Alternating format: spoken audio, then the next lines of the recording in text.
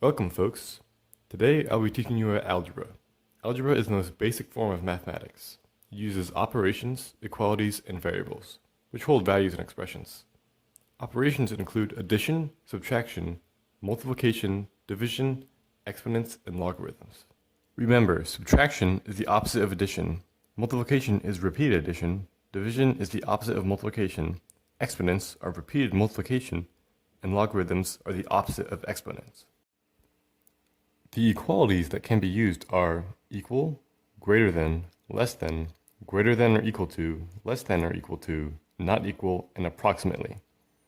Using these, equations can be made, which can be solved using operations and simplification. The basic idea is that if two things are equal, then they will still be equal after an identical operation is done to them. If x equals 5, then 2x equals 10. 2x plus 3 equals 13, and 2x plus 3 squared equals 169. Etc. If given 2x plus 3 squared equals 169, not much can be determined about x. However, as you simplify the expression, it becomes x equals 5. The equation is very simple and its information can be easily ascertained. But variables are not always just assigned values. They can be assigned expressions as well. If there are two variables in an equation, like y equals 2x minus 3, then neither variable can be assigned a value, but depends on the other and changes as the other variable does. This results in a line of points where the equation works, which can be graphed on a Cartesian plane.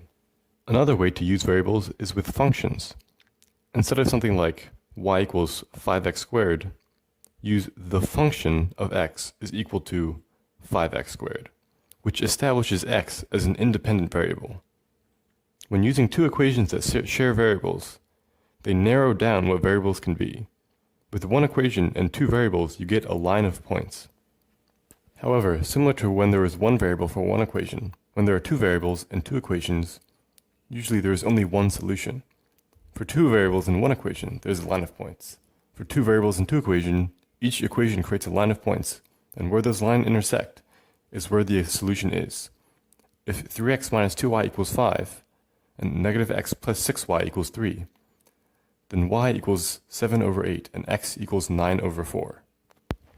The most common ways to solve a system of equations are with substitution and elimination. With substitution, you isolate a variable from one equation and substitute what it is equal to into the other equation. With elimination, you find a common multiple of a variable from the two equations and then subtract the equations from each other, eliminating a variable.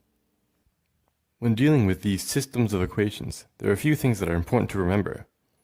If the ratio between x and y is the same for both equations, then there could either be infinitely many solutions or zero solutions, because both equations' lines of solutions will be parallel. Systems of equations can also be applied to inequalities, as well as with even more variables in equations, but that is explored in linear algebra. Not all functions and equations are straight lines, however. One other function uses absolute values, an unusual operation. It results in a graph with a sharp change in slope, where the absolute value operation changes from becoming negative to staying positive. Another very important function is polynomial functions, the most common being second-degree polynomials, called quadratics. It is composed of variables, constants, and exponents that are combined using mathematical operations such as addition, subtraction, and multiplication. This is a quadratic standard form. f of x is equal to ax squared plus bx plus c. A linear function is also under the umbrella of a polynomial. It's a first degree. Polynomials can vary a lot, but they often have factors that can be found to see x-intercepts in a graph. Radical functions include roots of functions. Inside the radical, there can be polynomials or other expressions. Remember that these graphs will not be real when the radical is negative. There are also exponential functions, where a variable is in the exponent. Inversely, there are also logarithmic functions. The most common exponential function is e to the x. E, Euler's number, is an important number, around 2.718. Exponential functions grow even faster than polynomial functions. Finally, there are rational functions, which is a ratio between two polynomial expressions. There are several things you can quickly determine about it. if you factor out an identical expression from the numerator and denominator, there will be a hole in the graph when that factor equals 0. If the polynomials are to the same degree, then there will be a horizontal asymptote at their coefficient ratio. If the denominator has a higher degree, the horizontal asymptote is y equals 0. If the numerator has a higher degree, then there will be no horizontal asymptote, and it will extend to infinity, or negative infinity. However, if the numerator is 1 degree higher than the denominator, there will be a slant asymptote, with the slope equal to the ratio of the highest degree coefficients. After factoring out any holes, any factor in the numerator will reveal x-intercepts, and factors in the denominator will reveal vertical asymptotes. There are also entirely separate ways to describe functions, with sequences. A sequence differs from an equation because it is not continuous. It can only be found for whole numbers, and it can be described with both explicit and recursive formulas. Explicit formulas are what you are used to. You provide the input and you get the output. But recursive formulas rely on other terms. To find any term, you need an already defined term. Sequence's best advantage over functions is its application for series, which adds up all the previous terms.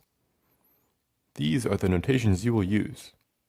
For explicit, a of n is equal to 5n plus 4. For recursive, a of n is equal to a of n minus 1 plus 5, and a of 1 is equal to 9. For a series, s of n is equal to the sum from k equals 0 to n of 5k plus 4. To finish up, here are the important formulas to remember. First, simple operation rules. Exponential and log rules, and series formulas. Thanks for watching.